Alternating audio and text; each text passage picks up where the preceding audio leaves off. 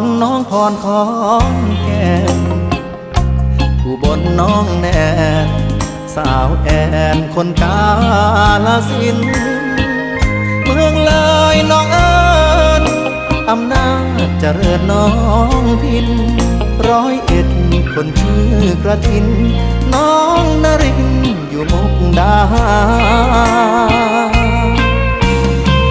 สาวน้ำสกลสาวมนน้องคายสารคามน้องอายสาววิไลเป็นคนบึงกา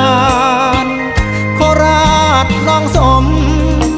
นครพนมน้องตาลชัยภูมิน้องแอคนนั้นสาวอันน้องหัวลำพูคิดฮอดทุกคน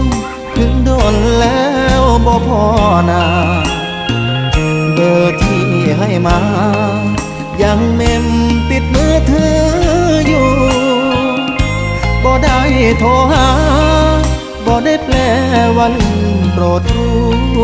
วันที่เคยไปมาหาสู่ยังอยู่ในใจเสมอ